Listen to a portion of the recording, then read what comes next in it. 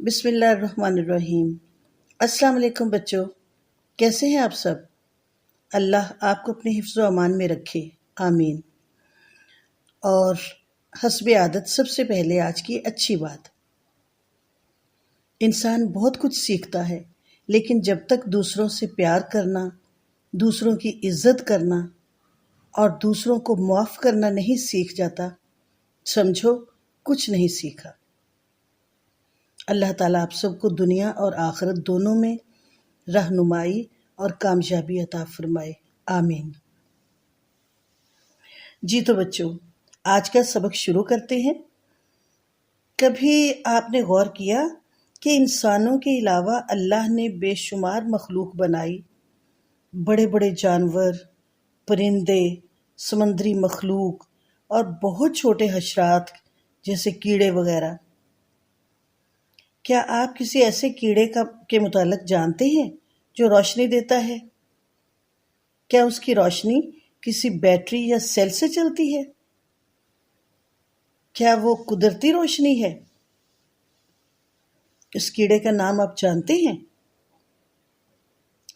بالکل صحیح، اس کو جگنو کہتے ہیں اور یہ اکثر برسات کے موسم میں نظر آتا ہے۔ آج ہم علامہ اقبال کی نظم ہمدردی پڑھیں گے جس میں جگنو اور بلبل کے درمیان مکالمہ ہے۔ علامہ اقبال نے بڑی خوبصورتی سے ہمیں یہ پیغام دیا ہے کہ دوسروں کی مدد کرنے سے جو خوشی ملتی ہے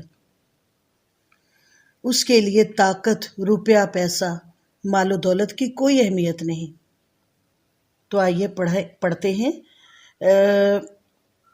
نظم کو غور سے سنیے گا، تلفظ اور ادائیگی پر غور کریں اور ساتھ ساتھ مشکل الفاظ کو خط کشید کرتے جائیں۔ جی، نظم شروع کرتے ہیں۔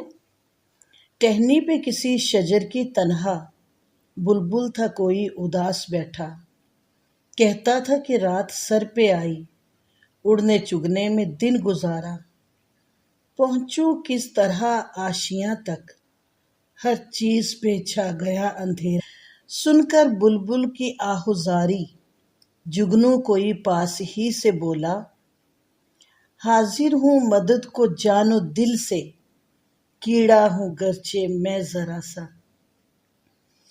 کیا غم ہے جو رات ہے اندھیری، میں راہ میں روشنی کروں گا، اللہ نے دی ہے مجھ کو مشعل، چمکا کے مجھے دیا بنایا، ہیں لوگ وہی جہاں میں اچھے، آتے ہیں جو کام دوسروں کے۔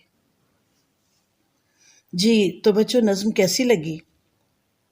سن کر مزہ آیا؟ ایسے ہی آپ نے بھی اس کو پڑھنا ہے۔ تو بچوں، اس نظم کے اندر علامہ اقبال نے نہایت خوش اسلوبی کے ساتھ پرندے، بلبل اور جگنو کی زبان میں یہ بات باور کرائی ہے کہ دوسروں کی مدد کرنے سے نہ صرف خوشی ملتی ہے بلکہ اللہ بھی راضی ہوتا ہے۔ سمجھ آئی؟ جی تو نظم کو صحیح طور پر سمجھنے کے لیے معنی کا سمجھنا ضروری ہے۔ ان الفاظ اور معنی کو خوش خط یہ کاپی پر لکھیں۔ الفاظ اور معنی ہیں: شجر معنی درخت، تنہا اکیلا، آشیاں معنی ہے گھونسلہ یا گھر، آہوزاری رونا دھونا، مشعل کے معنی ہے روشنی کے لیے جلائی جانے والی بتی، دیا، دیا کے معنی ہے چراغ، سر پر آئی یعنی قریب آ گئی۔ بچوں، نظم کے اندر کچھ ایسے الفاظ بھی آتے ہیں جن کے الٹ یا متضاد جاننے سے علم میں اضافہ ہوگا اور جملے بنانے میں بھی آسانی رہے گی۔ ان کو اچھی لکھائی میں کاپی پر لکھیے۔ اور یہ الفاظ کے متضاد ہیں، متضاد کو الٹ بھی کہتے ہیں اور لفظوں کی ضد بھی کہا جاتا ہے۔ تو یہ الفاظ ہیں: اندھیرا اجالا، خزاں بہار، پاس دور، خوشی غم، سچا جھوٹا، الٹا सीधा, साफ, गंदा, आसमान, ज़मीन। जी बेटा, इन अल्फाज को अच्छी तरह समझना है और इसके साथ साथ आप अपने इर्द गिर्द चीज़ों से भी मुतज़ाद अल्फाज समझ सकते हैं, बना सकते हैं।